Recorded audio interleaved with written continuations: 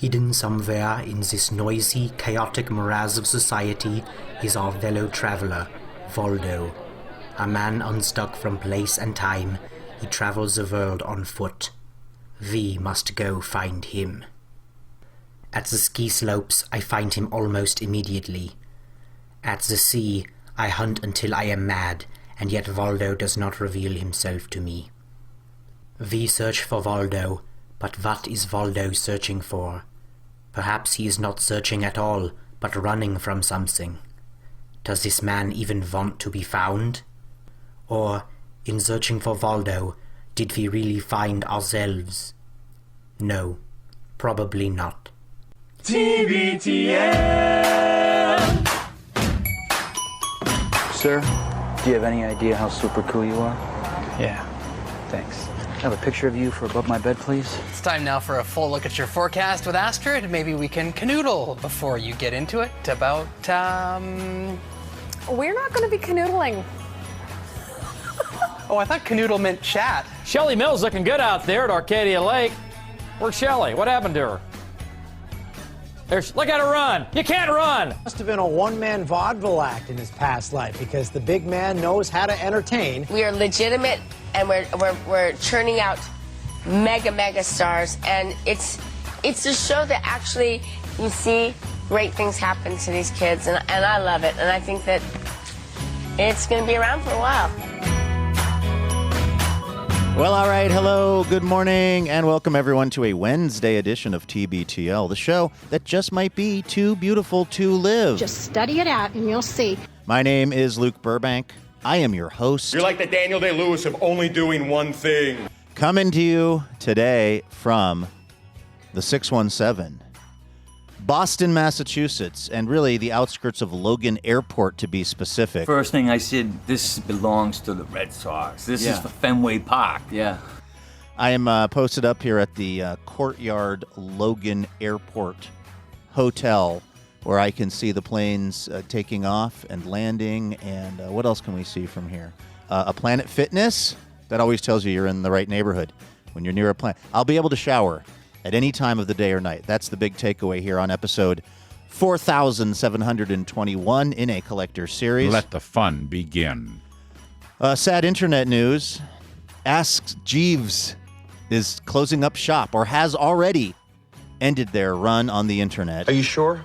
That's what they said on Ask Jeeves. I mean, there would be a certain irony to the fact that you might have to ask Jeeves if Ask Jeeves still is happening. As of May 1st, they have closed. Ask.com has closed down. Turns out Jeeves hasn't been around for a long time, I just learned. And yet somehow I feel the world is a little less bright with Jeeves gone now, even though he's been gone for 20 years, it turns out. We'll talk about that. And we'll talk to this guy, longest-running co-bro of the show, maybe best known for his depictions of the tall ships. He's Andrew Wells, also known as Unlimited. Mr. Unlimited to you. Good morning, my friend. Good morning, Luke. Sorry about that weird noise I just made. I'm laughing because I know that was an upsetting way to start the show. I'm laughing to myself because I literally went to Planet Fitness only to take a shower the other day. This is a true story. It is a weird feeling going into your gym. You've been holding out on me? Because that's a story. I mean, is it? Yes. Is it really a story, Luke? It's like Hemingway. It's like children's shoes never used. It's like, why didn't you have access to your home shower? Were you and Genevieve in a fight? What did you like? Do you have a towel in a locker at the Planet Fitness? Did you bring a towel? Like, I've got so many questions. All right. Well, I don't think it's a very interesting story. I had been awake for 48 hours driving up and down Aurora on the E-line. Because I was running from the police because I had committed not a interesting at all. capital crime. And I now listen. I want to clarify up. for the listeners. It wasn't a capital crime. You committed a crime at one of those capital cafes exactly, that Jennifer Garner is always pitching. You know her from Once Upon a Farm. Oh my God! It was Don't even you took started. 3 biscotti without paying for them from a capital cafe. God. Can I ask you a quick question, not to get us you sure can. off the path too quickly here, but what's in your wallet? Anyway, I know the story is not that exciting, but I guess we can turn anything into content. What happened was, God damn, I'm actually trying to figure out how much detail to go in here. Scheduling things have been a little bit complicated with the new puppy in our life. I will say in the past several days, things have really eased up. We're starting to see just a little bit of maturity from the dog. She's not she doesn't need she doesn't need our constant attention, which is really amazing. Like today, I gave Genevieve a ride to work again. I've been trying to get in the habit of giving Genevieve a ride to work and getting Lucy in the car with us, and then kind of just getting her used to being in the car or whatever. And then I came home today, and Lucy just went into her bed and just napped for a while, and I did a bunch of work. And it was so crazy just to be able to do work in the same room as this puppy who used to just demand your every second. And this was the story about the shower was more in that mode where we just couldn't really leave her alone or even kind of turn our back on her for a little bit. And so things were complicated, and I had a very busy Sunday. This Sunday was already on the books and was going to be busy long before we introduced the puppy factor into the situation, because I had to do my usual volunteer gig in the Roosevelt area, but then I had to go to my friend's birthday party all the way in White Center afterwards. And it was a very quick turnaround time. It's a little this was a shower of convenience. Sort of. Although I'm going to have to betray some confidence here, or my own confidence, I guess, to somebody who plays Which a part is not in this high story. on an average That's day. a good point. It can take very little betrayal. A minor character in this story is a regular listener of this podcast, and so I guess I will be sort of admitting something to her here and telling you this story. But what happened was I was already a little anxious about this turnaround time, because I do not like to do anything socially after pop-up without taking a shower first. It's just kind of a, it's not especially dirty work, but you're just standing outside underneath a freeway.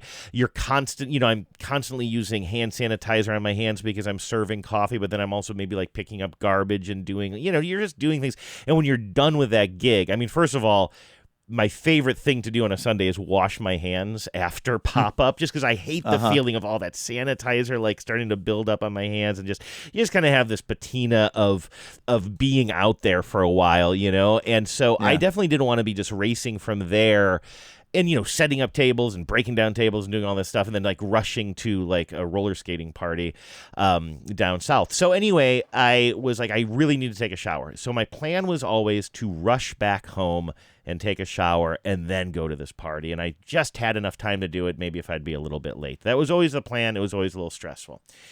Then we got a puppy, but that shouldn't really affect things much because Genevieve is usually home during this time because, she'd be home usually. But for reasons I'm still uncertain about, she decided to take my complicated afternoon and complicate it a little bit more by booking a special, some sort of hip-hop dance class workout thing. Which is ironically, told you it's a boring story, which was ironically... Are you kidding me? This is one of the best stories I've heard on this show in easily months.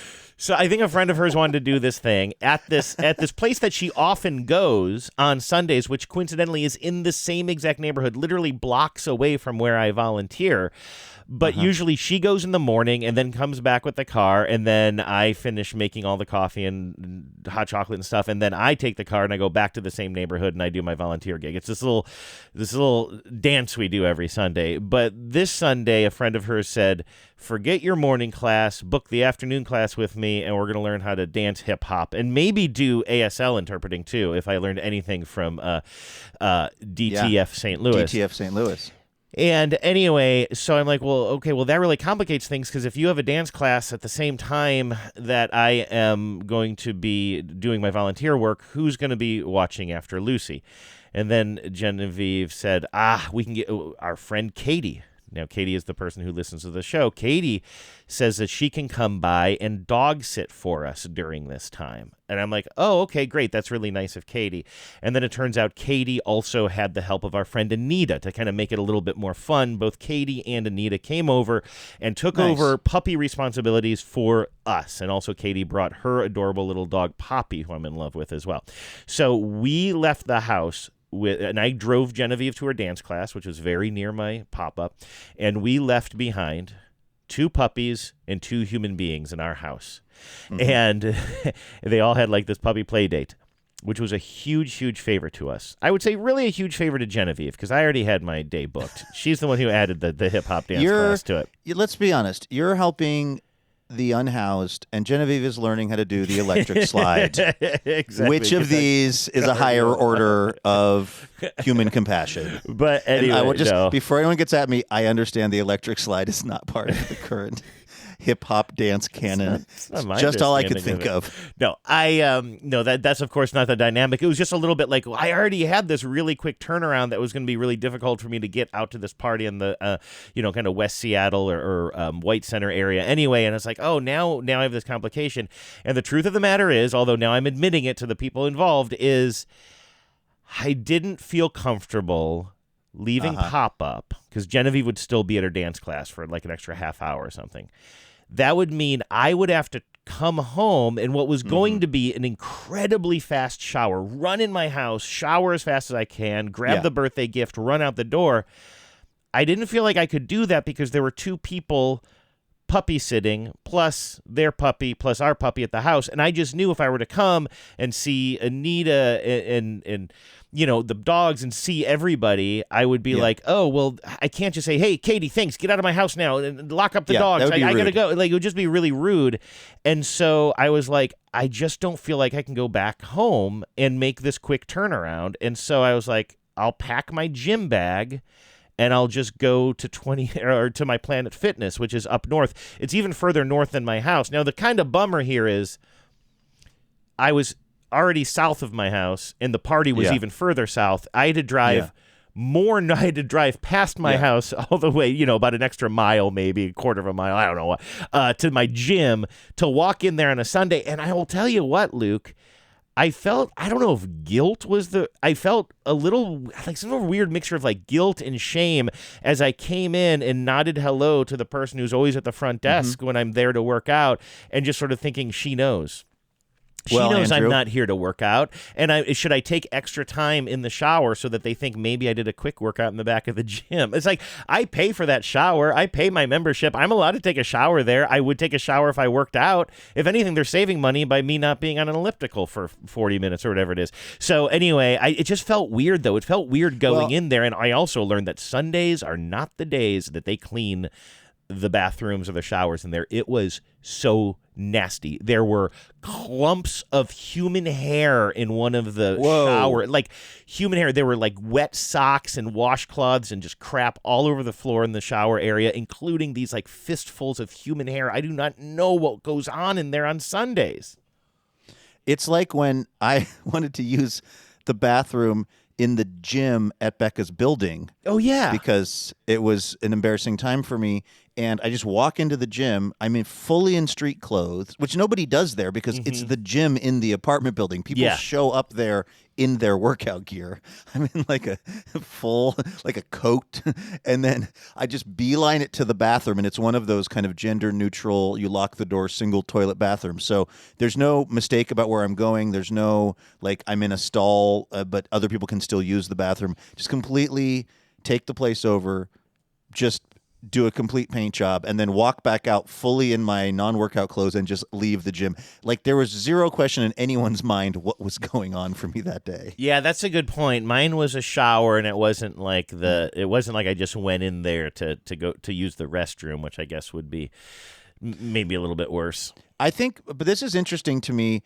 By the way, I don't think you made the wrong decision. You made the wrong decision to admit to it on the show. Yes. But you did not make the wrong decision on that Sunday, because I totally know what you're talking about. And even though you and I think, are different in a lot of ways, I think we're similar in certain ways. And I would have also been kind of mapping out the whole day in my mind, and I would have been thinking about the social obligations and implications of coming home and being not not really being a host, not being as kind of friendly or as casual as I wanted to be because I'm in a rush to get somewhere.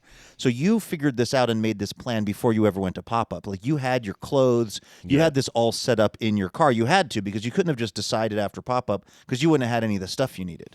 Yeah, and I gotta say, and maybe you can hear it in my voice, and I love Genevieve, and she handles so much of the just important household responsibilities. I am always loath to kind of complain, but I will say that on this Sunday, I was a little bit like, really? Like you're booking this class? Like it was already going to be a very, not very problematic, but it was going to be a challenging scheduled Sunday for me.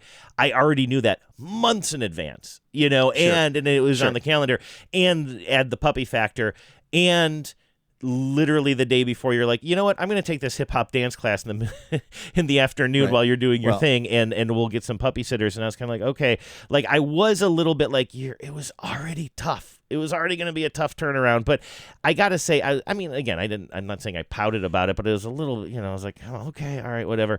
And then when I'm driving home after my friend's party and I'm just reflecting, it was a really good time, and I got to see. Did you roller skate? No, I didn't. I think I gave. Because you were out. I think rollerblading is way harder than roller skating, and you were doing that. It's funny. Somebody said, I got into a conversation with somebody who worked at the roller rink, and she said the opposite. She says, I think rollerblading is way easier. So I don't know. It seems like I know what you mean. Like inline. You're on two blades. Yeah, seems harder. But did I tell you that I gave away my rollerblades? I finally was like, I'm sad to hear that. It was a failed experiment, but I gave it a go. I really tried. It wasn't for me, and I just feel a little. I don't have very good flexibility. I just I had a good time. Sure. I got to say, I got to see my friend Paul. It was his birthday, who I know from high school, and our friend Debbie was there, and I know Debbie from high school as well. We weren't super close in high school, but she was part of my larger group of friends. And he was turning 50, and we're both about to turn 50. And it was like I got to say, I was driving home thinking about how stressed I was about getting there and everything. And then nothing ended up being that big of a deal. Did I have to look at some clumps of human hair in order to take a shower to go? Yes. But did I quickly forget about it and just get to drive home and just think like, what a world that at age 50, I'm driving home and just spent like a couple of hours at a roller rink with people that I've known for 35 years or whatever. And here we all are together living in a city that we all love. Like, I don't know. I was just feeling like, I was feeling almost a little emotional about it, about like, man, you had a little big chill feelings. You know what I mean? Yeah. Well, you said something on the show the other day that like I was thinking about today on the flight here to Boston, which was, you said that you think as you get close. I was reading that the Murakami's book, What I Talk About When I Talk About Running, which, boy, you want to talk about something hitting me where I live. Yeah. First of all, in the book, he's about to turn 50. And he's approaching 50 at one point he's writing about, and the way he describes it, I thought was so eloquent, as you might imagine. And then also he's a serious runner, and he's doing all his running in Boston, and I'm like here on my way to Boston. But because he's musing on aging and stuff, I was thinking about what you said the other day about how like you think your life might be better at 50 than it's ever been before, and how, or just the fact that you have, a partner who you love and friends and this home that you love and a dog and a cat, and it's just kind of like. And a podcast that you love to be a part of, and a coworker who's one of the best coworkers you've ever had in your life. Why do I not remember this? Yeah. Yeah. Now I'm doing a lot of this from memory, okay, so sure, I could be. Sure, yeah. No, but just like the fact that you were talking about how you feel so kind of lucky that at this part of your life, whereas aging is that was the thing Murakami said that I thought was so profound. He was like, for all of us, it's our first time getting old. Yeah. So we don't know how we feel about it. Like we haven't done it before, Like it's like Tim Robinson. I've never been to this level before. He's doing the egg video game. But this idea that when, aging is a weird thing because it's our first time doing it. So we don't exactly know how it goes. We don't know if we like it or not. It's just like a lot of unknowns because we're not, whatever, I guess, unless you believe in reincarnation in some weird conscious way that essentially this is the first time we're all doing this. And so it's natural that we would have a lot of we wouldn't have a ton of clarity around it about how we feel. But I was thinking about how you're like feeling pretty good about being 49 and then being 50. And I thought that's really a cool way to be. And I was like, I need to take some of that energy. And kind of steal it from you and not give it back to you and steal your energy. So then I feel good and you feel bad. You know what? A lot of, first of all, I love that. What I think a lot of it stems from me, and I do remember saying that, and I'm trying to remember in what context. I think it was because I was watching a bunch of high schoolers go to high school, and they all seemed, from a distance, they all just seemed, well adjusted. You never know anybody's journey, but just seeing them with their backpacks walking into high school just gave me that feeling of like how high school school, even during my best years of high school, I had some pretty bad years, and then I had some really good years where I made a lot of friends and and just bragging here again, but I was just very lucky to end up having a very rich social circle by the time I graduated, which I felt very, very lucky to have, not having those kinds of friends most of my life. But it still was always sort of clouded by this feeling of anxiety I had over just the schoolwork, and having to go in and having to be accountable. And also, and I don't know if I said this on the show, but this is another thing I said to Genevieve when I was having that sort of reflection watching these kids go to school, was also just I had less control. I had no control over my life at that time. Right. You know what I mean? Now I had more control than I did when I was a little kid, and certainly in my junior and senior year, I was spending a lot of time in coffee shops, and my parents had a lot of freedom to kind of come and go. I was staying out late. I was experimenting, Luke, with all kinds of substances. No, I mean, like, honestly, the reins definitely... Robo-tripping. Well, that would come later. But... It's more of a college Maybe man. less autonomy would be good for you. Yeah, that's more of a college man's experience, I'll be honest. But anyway, no, but I even then, though, you still had to come home to your parents' house. You know what I mean? You had to worry, do I smell like cigarette smoke? And again, some of those things are good. You need those strictures. There's a reason why, we're raised the way we're raised. But the older I get, even in pure adulthood, even in my 20s and 30s, I still think that the older I get, the more autonomy I get, because you and I are, again, kind of lucky to have this job, which makes us, like financially, we're not in a terrible place. I don't have to, I think this all started talking about, like, I think this was on yesterday's show, like my car would break down so often. You just literally living paycheck to paycheck, which I know a lot of people our age are still in a situation that they're dealing with. You and I are just lucky that that isn't our life. I'm assuming for you that is the case. I don't know what your situation is or how many debts you have stacked up. And you can never know. And we signed that and I pray to God you never find out. No, but you know what I mean? I just sort of feel like, I'm in a relationship where, yes, I want to discuss things with Genevieve, but for the most part, like, I am fully autonomous as an adult at age 49, and I feel really, really lucky for that because I felt always like I had to answer to other people in my youth. And in autonomy, as you know, and I think maybe, like, not just autonomy, but kind of having what's what I'm looking for, boundaries in my life is kind of important to me. Well, that's the funny part too, is I think those are.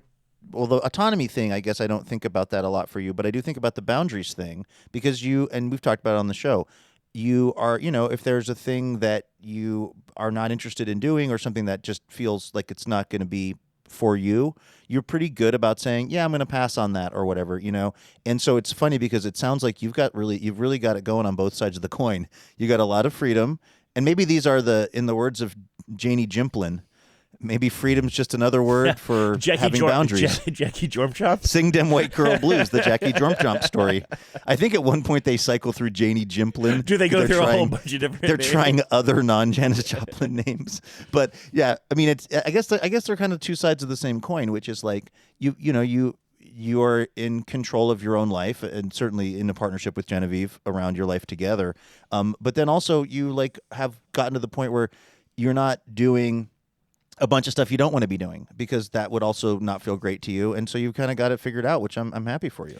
Thank you. You'll get there someday. Well, I'm at a Logan Airport Courtyard by Marriott, so I can go to the Lizzie Borden house tomorrow and do an interview about serial killers and true crime. So I'm clearly making excellent decisions for my life. Hey, speaking of, very quickly, because the listeners want a real cliffhanger about if I was going to be middle seat of the airplane flight out here, if I was going to get to the promised land of the front of the airplane, and I am happy to report I was magically allowed into the inner sanctum of the front of the airplane. So I flew out here, thankfully. So that meant it was not a horrible flight at all. In fact, it went by pretty fast. I kind of think I like early morning flights. What is it? 5 hours? 5.5? I think it's they said it was 6 hours and 20 on the. Whoa. On the like the details of the flight, but I think they're building in time for pushing back and kind of like driving around on the tarmac and stuff. So I think the time in the air was about 5 hours or something. But it went by quick because I didn't fully sleep, but I snoozed a little bit, and then they, again, if you're lucky enough to be up front, they bring you a little food or something, and so It went by relatively quickly, but I just want to. Now here's the problem. As I was talking to you, Andrew, I got the update on my phone. I can check in for my flight tomorrow home. The second you landed, you could check in for the flight. Almost. And so that one I'm not middle seat, but I'm definitely not in first class. I'm definitely not even in the nicer part of the plane. So the game begins again. So we'll see what happens with that. The other thing, too, and we've already established that I'm one of the best coworkers that you've ever had. And I think the reason for that is because I'm a guy, Andrew, who is promises made, promises kept. That's something a lot of people, including my ex-wives, I was about to know say, about me. Yeah. No, I mean, I think it's legally in court papers. That's how rock solid it is. Exactly. In various states. But I promised you last Friday that I would absolutely forget about what you'd learned about the honk if you're horny bumper stickers. And not only did I forget over the weekend, I forgot Monday, I forgot Tuesday. I would have forgotten on Wednesday if you hadn't have hit me with an email going, oh yeah, we got to talk about that. I forgot too, because the only reason I know was because I got a note from listener Jamie in Maryland that said, "Oh God." So did I refrain from Googling the story all weekend just to have you ghost this story on us and into the week, deep into the week? So do you want to talk about that now or after we do the dazzling? Let's do some dazzlers and then let's talk about that. We was hoping for some razzle-dazzle. Razzle-dazzle. That's right, man. Razzle-dazzle. On your mark. On your mark. Get set. Get set. Now ready. Ready. Go. Everybody razzle-dazzle. All right, let's go ahead and thank those dazzling donors. The reason, Andrew, as you just stated, that you and I have the the really huge privilege, honestly, of like having this as a job and getting to have the flexibility that we have that we can, I can do this weird TV gig and fit TBTL into my life, and that you can, take secret showers and have money for a gym membership. Sure. Secret Showers does sound like a show that would have been on after the Red Shoe Diaries on Cinemax. It does. I actually, very late. I actually like this as a pitch, like just to keep, just to let listeners know we are living humble lifestyles. Well, yes, securely, but I am showering at a Planet Fitness, and I can't afford the membership that allows me to go to any Planet Fitness. I can only go to the one on North Aurora, and that is a true story. And yet we are so grateful for all of this, and it's because of the donors, the people who voluntarily give money every month out of their checking account to the TBTL account, which then becomes my salary and your salary and John Sklaroff's salary. And again, we're really, really appreciative of this, and we're thankful to folks like Ian Kohler, who's in Seattle, Washington. Ian says, hey, Cobros, another year, another belated donor message. 2025 was another year full of highs. I traveled to France, Germany, Austria, and England with my beautiful wife and my patient 11, Steph. We bought a house, and on top of that all, we'll have a new 5 coming in June. What? Are you kidding me? Where's my air horn? Pew, pew, pew, pew. There you go. There it is. I had it right there. Yeah, do I have Hannah's? Oh, here. I got Hannah. This is official. Ah, dang. There we go. Congratulations, Indeed. Ian and Steph. That's incredible. I appreciate everything you guys do. I'd be a very different person without TBTL in my ears since 2012. It's been a wild ride, and I hope it continues for another 4,000 episodes. So that's interesting. Ian is a person who's been listening to the show for a long time, but it was a podcast only by the time Ian got here. So I always wonder about that difference in, I find it sort of like remarkable when people are like, oh yeah, I've been listening since the radio days, because I'm just like, golly, that's so many episodes. The show's been through so many permutations. We've really kind of settled in on a groove now with this whole thing. But then I'm also interested in the people that found this as a podcast and listened to it and said, oh yeah, I like this. Because I guess the radio thing almost makes a little more sense to me because it was on the radio. Maybe somebody was a Cairo listener. Sure. It was just on, and they, just get in their car and that's the station they listen to, and they maybe were kind of like, I don't really know what this is, but they were they didn't hate it enough to change the radio station, and then we kind of won them over. The podcast only thing is like Ian had to seek us out. Ian had to download something or stream something or click on something and then had to hear it and then had to think, Yeah, I like this. So, Ian, that's amazing. Thank you for that. Yes, thank you, Ian. Do appreciate it. That's one of the things I do miss about radio is that sort of just sense of discovery. You know, I know I've said it on the show before, and I appreciate everybody who discovered us as a podcast, but it means that something led you there. You had to make the conscious decision of typing it into a search engine, or at least clicking on a tile, right, and then hitting play on it. Whereas there are some people who were just kind of driving at night and just like flipping through the radio, and they're like, "Are these people frying fish in a studio? What the hell is going on?" And the answer was yes. Sadly, not no. Indubitably. So, Ian, thank you so much. And huge congratulations to you and Steph for the impending fivedom. You know, that buys us. You want to talk about do this for another 4,000 episodes? Mm-hmm. That's just what we need. We need some younger listeners. That's right. Maybe who have, I don't know, an allowance or something. I'm just saying we've got access to your iPad, honestly. Like, whatever. We have got to get some young people in on the sponsorship model so we can keep doing this for another 4,000 You know episodes. what we need to do? We need to change the TBTL logo to look like the Roblox logo. Oh, my gosh, Andrew. This is the best idea I've ever had in my life. That's honestly pretty genius. If we want the children of America to donate money to us without their parents' knowledge because they think it's Roblox. I've told you this. I've told this story a million times, so I'll try to keep it brief. But I was interviewing this kid, doing a TV story about this kid named Ryan Nanny. He lives in Hawaii with his family. He is a YouTube star, and he got famous for opening toys and playing with them. And the channel generates millions and millions of dollars, or historically has. Very well set up family. Oh, by the way, nice people, really good parents. I think not the kind of parents that seem to be taking any kind of advantage of their kid. But this kid Ryan, who is, you know, himself, his videos have really for the family made, I don't know, in the millions and millions and millions of dollars. Took me aside during the interview and said, "I have $200 on Roblox." He was so psyched about his Roblox money. And I was like, "Kid, wait till you hear. Wait till you hear about the real bucks." Yeah. But for now, have fun with that. So no, that's a really good idea. We have got to. That's gosh. Don't do it, Luke. Don't do it. Does an Aer Lingus flight taking? This isn't even what I'm not supposed to be doing, Andrew. I'm doing this in lieu of what I'm not supposed to be doing. Does an Aer Lingus flight taking off from Boston feel a little on the nose? I don't know. What do you mean? That's the official airline of Ireland. I don't know. I feel like I was in Logan Airport and I saw like 4 people wearing Irish pub T-shirts from different Irish pubs. I feel like an Aer Lingus, which has a huge shamrock on the are tail. you looking out the window and what is going on? Yes. Okay. I'm looking at the runway of Logan. Things. Okay, you're looking out the window of your I did in the hotel open room. of the show, but I think yeah. there was a little technical times there for you. You weren't able to hear everything I was saying. So my hotel room looks at the runway of Logan Airport. So I'm just watching an endless stream of airplanes land and take off, which I actually find quite hypnotic, and I enjoy it.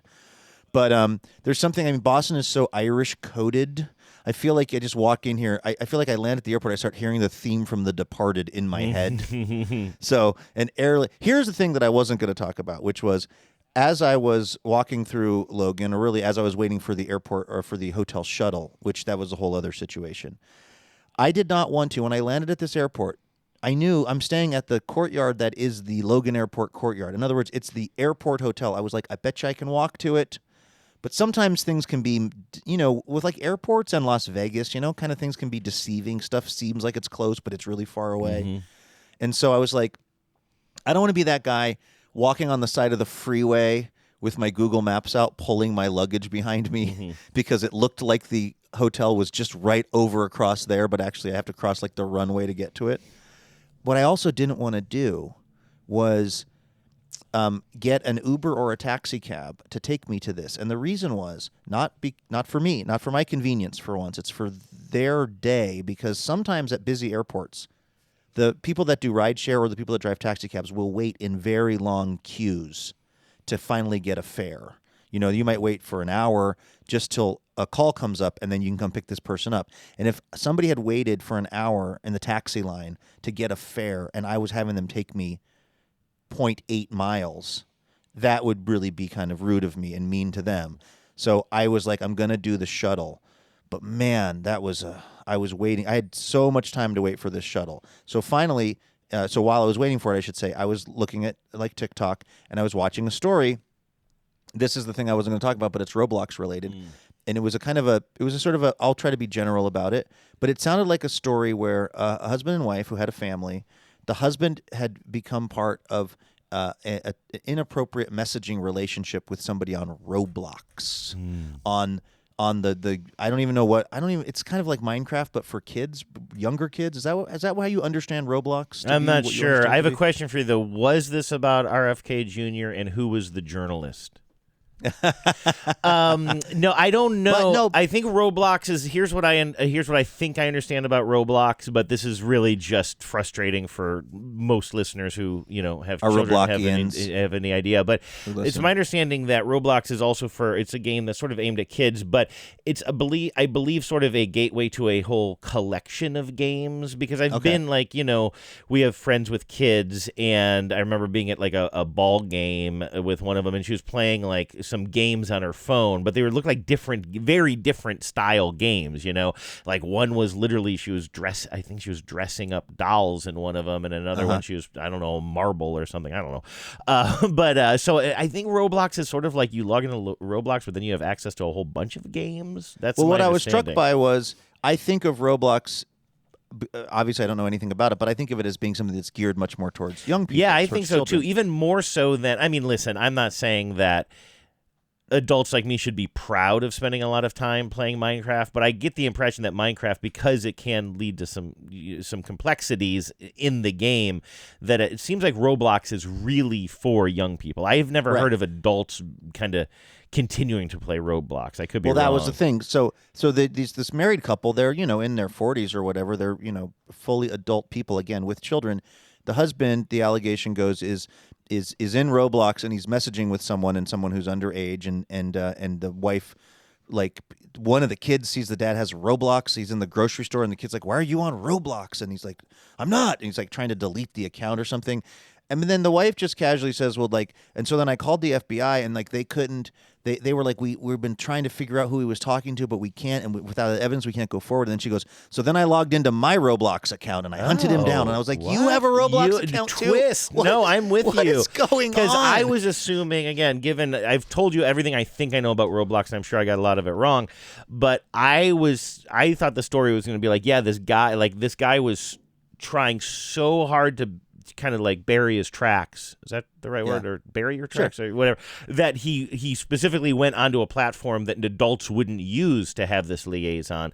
But no, the wife is she casually at the end of this is not like a Dateline NBC, but it's some version of that. And she just casually mentions that she was like, "I woke up, I remember it was June 2nd, and I said, I've got to find this girl." And meaning the person that her husband was messaging with, who the FBI couldn't locate. There was no allegation of any in-person interactions, by the way, for what that's worth. If that makes this whole story a little less triggering. Why is it a story? It's a prominent person of some sort? No, it's just, Andrew, the story is just because it's Roblox related? Yes. Why I'm telling the story? No, well, yes. If we get into a habit of asking each other why we're telling stories on the show, we're going to be in a lot of trouble. No, I wouldn't neg you like that. Well, I'm wondering what was the news peg if it's a couple that nobody knows just having an extramarital affair. That is now, much like us being allowed to host this podcast, that is now the minimum threshold for us listening to somebody's story. And it has to do with the fact that I may have scrolled to the actual end of the internet by way of TikTok to where these people were not particularly famous. They were just, but there's a lot of these videos that'll pop up that are just kind of like, true story, I caught my husband doing this, or true story, I almost lost my leg to an alligator. It's just kind of people just being interviewed and kind of talking about their real lives, which on a certain level you have to kind of give it's got a sort of Studs Terkel-esque realism to it. I mean, I just told a story about taking a shower at a Planet Fitness, so I think we should both be a little bit careful here. But what I was just struck by was that, like, not only did the adult father have a Roblox account, but then casually the wife was like, well, then I logged in, and she was very proud. Again, we don't, like, I don't want to sound like I'm telling people how to live their life, but like the story was one of triumph where she had logged into her Roblox account and then done some internet sleuthing and then found the person in question and then and then basically, led to her husband ultimately being arrested for these messages.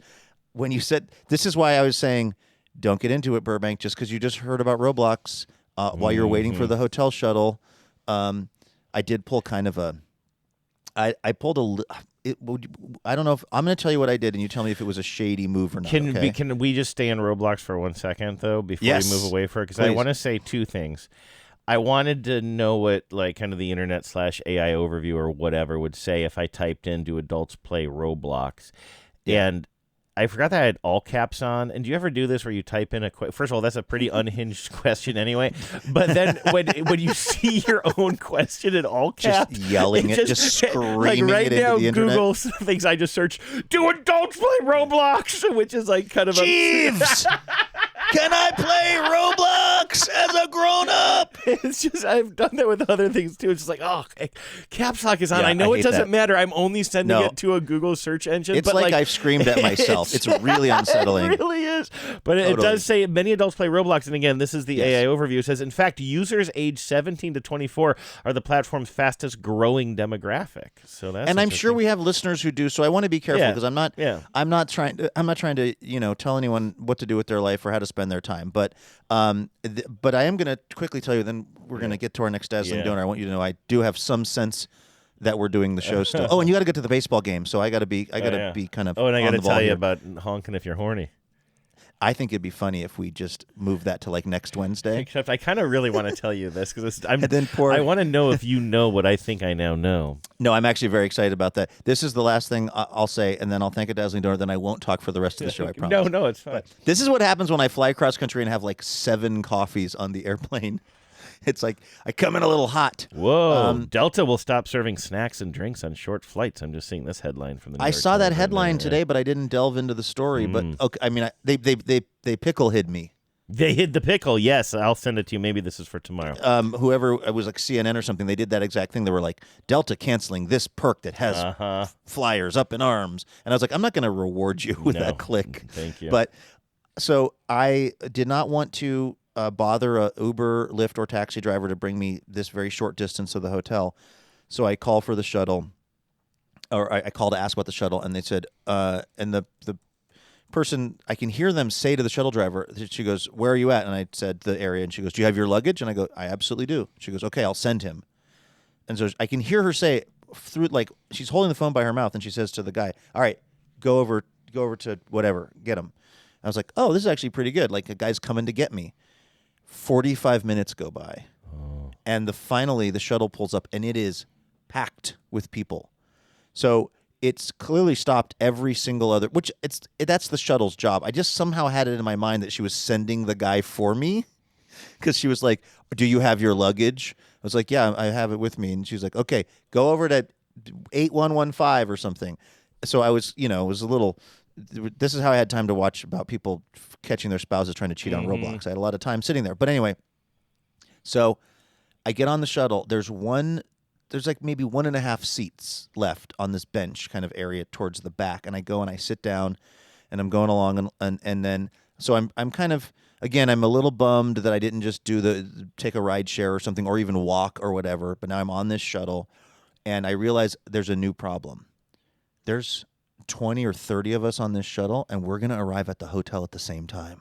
Oh, and I'm shit. You got to be near the and door. I'm going to be the last person in that line. So not only has this already cost me an hour of my life and an amount of dignity I'll never get back just from the Roblox story, I'm also going to be at the back of a very long line of people trying to check into this hotel. So this is what I did. This is such a sketchy move. We picked up 2 more people, and I shot up.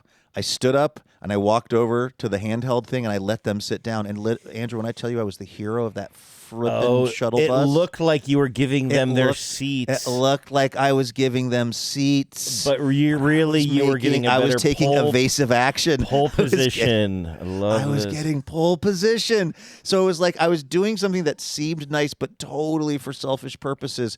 And then somebody said there was 1.5 seats. And so basically there was still enough seat that I could have sat back down, believe it or not. And someone said nicely, this couple I found from South Florida, they said, "Oh, there's still a seat here. We can scooch over." And I said, "I've been sitting for 6 hours." Yeah. Like I was like, nobody's getting me to sit back down. Yeah. I'm a on this sucker's game, as Genevieve would say. I'm a strap hanger. I'm like a New York City strap hanger. I'm holding on to this like arm strap. And by the way, I'm subtly moving to the north end of this shuttle. No one's even figuring it out. I'm chatting. I'm having conversations. I'm listening to things. I'm doing all this stuff, but with one intention, one goal, and that is to be the first person off of this bus. And Andrew, I was, and I checked in first. And they said room with 2 queen beds, and I said no. Can I have one with 1 king bed? They said we're absolutely sold out. I said all right, I'll take 2 queen beds. The guy who came in next to me, who had been on the shuttle, throws down his stuff, like his cards and whatever. He's talking to the guy. Or the woman, and she says, "This reservation was for last night." And he goes, "What?" And she goes, "Yeah, your reservation was for last night." He goes, "I don't have a reservation for tonight." She goes, "No, it was for last night, and we're sold out." And that's the last thing I heard, Andrew, as I glided towards my hotel room. You could have been behind him in line. I could have been behind him, or I could have just been him. Yeah, well, that's in true line. Too. You know what I mean? Yeah. That's not outside of the realm of possibility. After all of this, I could have gotten to this hotel, and I could have found out that I made the reservation for last night. So. That's the end of that story, and that's the way I'd like to thank Ian for his dazzling donation and say to you, Maestro. On your mark. On your mark. I thought you were going to get me, huh? If there was a day.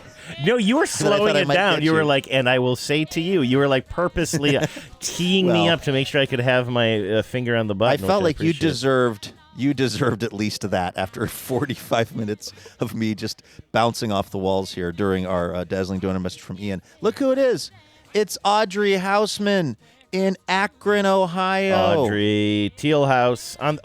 Still Teal House? Teal Yeah, House on the they're hill. still running the Teal House there, right? Audrey, Hold on, right? let me get on the gram. Yeah. Because I'm a follower, because I love it out there. I love it. Let's see, hold on. Oh, gosh, stop it. I think what I was confusing was for a second I thought that Audrey and husband/partner Ryan, right? I think I have that right off the dome. They have a great account of this kind of this house. What do they call it? It's outside of Teal Akron. House on the Hill. Teal House on the Hill. But It's what do you an call A-frame. that? It's a homesteading, not homesteading, but they kind of are like documenting their little like mini farm and. Well, they everything call it they're doing. homesteading. I'm on the page. It is totally homesteading. active, and they call it Lake House Homesteading. Okay, I just And was uncomfortable it says- because I thought I was misremembering it. Okay, that is the word I was It says looking a for. little. This is the description of it.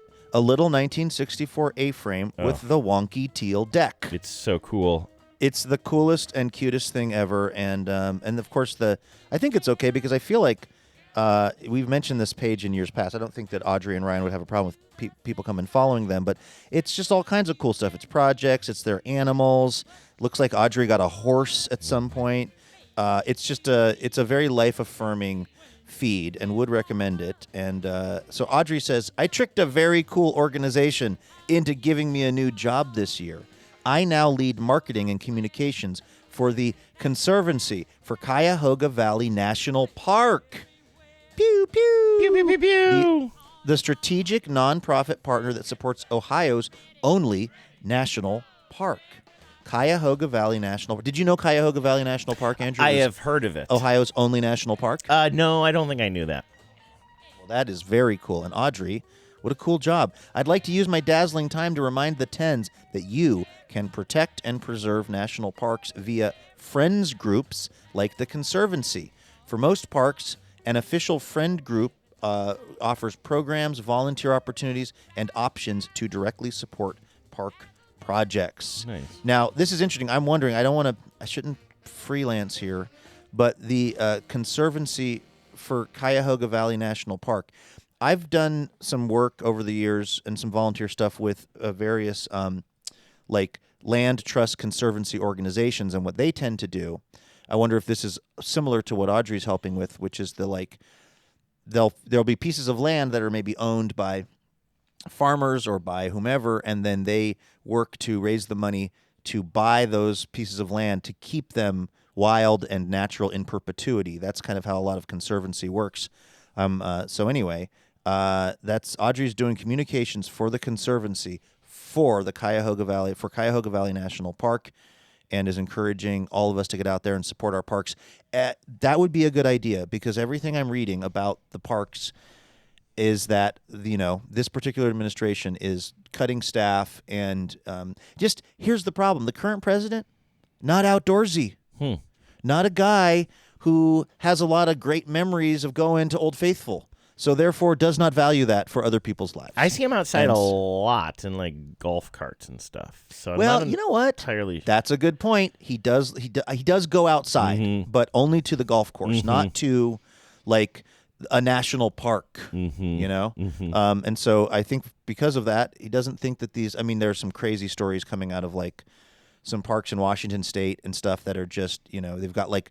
There's one that's got one ranger now for this like massive, I don't know how many hectares it is, but this huge park. And they have to just like try to fly around in a helicopter and try to look down from the helicopter to see if things are okay, because you can't like walk the park or drive the park as one person and have any sense of what's going on. So anyway, it is a tough time for our national parks, and anything we can do to support them is much needed. Audrey, thank you for supporting TBTL, another endangered species.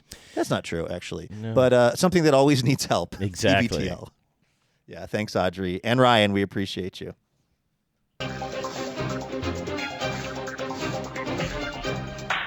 Hello and welcome to Top Story. Okay, Andrew, let's get to the bottom of this once and for all. The bumper sticker that says, honk if you're... ... The one that comes to mind, because I'm a perv, is honk if you're horny. I do believe that's the original. That is the original.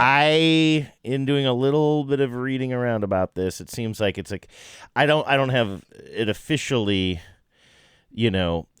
confirmed anywhere that that's the original, but it seems to be, people think that the original bumper sticker was honk if you're horny, but you'll just see anything like honk if you like pizza or anything basic like that. And then in more recent years, in the past 10 years, there's been this sort of like meme of having very long, elaborate like bumper stickers that are niche, hyper niche, like right? Musical style that you're listening to. Or I think I saw one.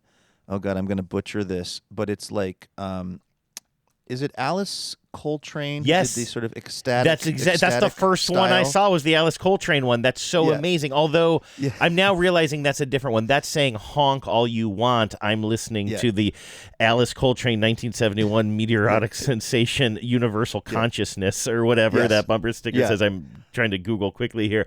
That's a little bit different. That's right. But originally, and I think this seems like a 1960s or 70s thing, right? It's kind of like road culture or whatever. You slap it on the back of your VW van and it says like, honk if you like Pall Malls. I don't know what they were doing in the 70s.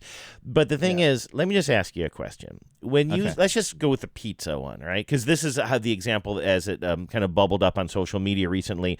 This is something that I was reading about on Blue Sky, and a lot of people were saying, "Oh my God, I never realized that I was sort of missing the joke on this." And this has been sort of something that has kind of bubbled up a few times in recent months. And there are two camps of people: the people who sort of take the joke on its face, and the people who think there's a little bit more to the joke. Let me ask you, if you're behind a car and has a bumper sticker that says honk if you like pizza, what do you think that means? Well, I would take that to mean if I honked, they would take that as an indication that I also appreciate pizza. Right. And that's basically how this whole thing sort of bubbled up on Blue Sky. Somebody wrote, there's a whole bunch of people out there that see a honk if you like pizza bumper sticker, and they think it just means honk if you like pizza. And all these people are like, yeah, that's what it means. What else could it possibly mean? And I'm actually going to give me 1 second. I'm going to read to you exactly what one person said it means, and then I will explain it in more common language. But I did like this response. All these people are like, it just means that you should honk if you like pizza, and I should honk because I like pizza. And somebody wrote, the person with the bumper sticker is a bad driver, and people will honk at them for their driving indiscretions regardless. God. The bumper sticker is a meta joke that recontextualizes their honking to mean they like pizza. So let me put that in a little bit more common parlance. This is live look at my brain. That's what everybody is saying on Blue Sky. So let me put that in just more common language. What it means is that the original joke was, You're a bad driver. You put people are honking at you all the time. You put that bumper sticker on your car so that you can interpret their honks as being like, oh, you like pizza too, so that you can just continue to go about your day being a bad driver without thinking too much about it. You're horny. Yeah. That's why you're honking so much. Right, exactly. You're not honking because I'm just switching lanes without any turn signal or care for the cars around me. It's just like it's as that tweet says, it's recontextualizing the honks around you to kind of make the joke on them. Oh, you like pizza? Great. I'm going to take this left turn across the lane of traffic. By the way, that makes so much more sense than just putting a freaking bumper sticker that says honk if you like pizza. Because if you think, what you have just stated, Andrew, is clearly the correct answer. Because is it clearly to you? Because I think it is too. Especially if the original was horny, that adds another level to it too. Because it's kind of like, it's not just I like pizza and we're in this pizza loving club together. It's an admission on your part. Oh, you want to honk at me for being a bad driver? Guess you're just horny back there. Guess you're just admitting that you're a horn dog. Here's how I know that the purpose, if you will, the intention that you're describing here about the bumper sticker is the correct one. And that is, no one likes being honked at on the road. It's an unpleasant experience. And no one would put a bumper sticker on their car that says, like, honk if you like cool summer breezes. All you're doing is inviting a negative experience to happen over and over again. Now, here's what I think. I think that it totally started off exactly what you're saying, which is a way, like you said, of recontextualizing the honking. Like, I'm gonna assume that you honking at me means you love pizza. But then, as has happened to me with my whole wait, don't tell me gig, where in the early days people would say Luke when I would come on stage, but then over time, new people were in the theater and they thought, oh, this is the guy we boo at. And now it's just people saying boo earns. It's just mostly people booing because the joke has kind of mutated over time. Never in this scenario do you think it's just because your performances have gotten worse. Impossible. It's an statistical impossibility, sir. Just wanted to make sure. But like I here would be my guess. Actually, you know what? We could check. This would be an interesting thing. Maybe I'll check in with her. Addie had a bumper sticker for a while on her car that said honk if you're boring, which was from some, of course, cool, I don't know, not art person, but some it was like from some like somebody who's really in on all the jokes or whatever and is very cool and hip. But like, I wonder if I remember her putting on her car, but not asking her, like, what are you going for with that? I wonder what her thought was, because I was going to say, I bet you that over time, well, about 50% of the people, I guess, have lost the plot and thought it was, I like pizza, other people like pizza, let's put a bumper sticker that says honk if you like pizza. But no, of course the intention was to just create a backstory for the honking that made you less culpable as the driver.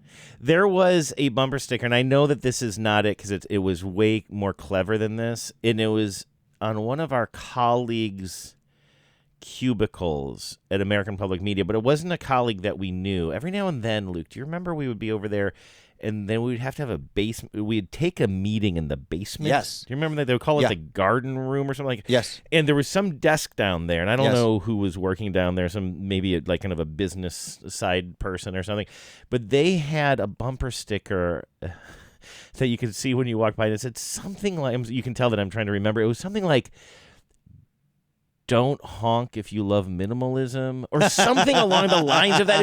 It was so much better than that, though. Like, Sklarov, if you're listening and you happen to know the bumper sticker I'm talking about and remember it, get at me. I'll try to clean that up for tomorrow. It was such a good bumper sticker. I wish I remembered it better. That's really clever. But no, Andrew, you know what? You have pressed my flabbergast button. That really... I was flabbergasted, that absolutely too. The whole delivered. That internet absolutely delivered. And so, was it Jamie in Maryland?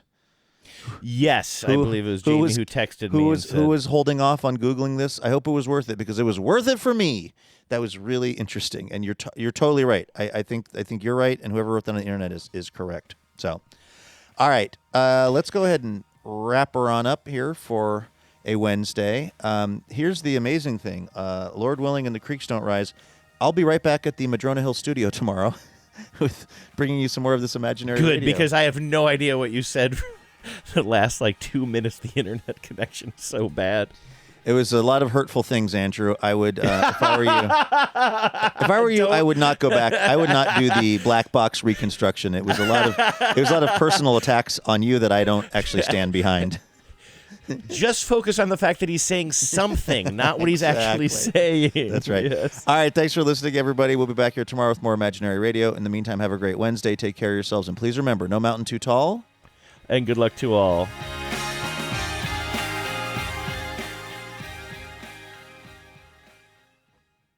Power out.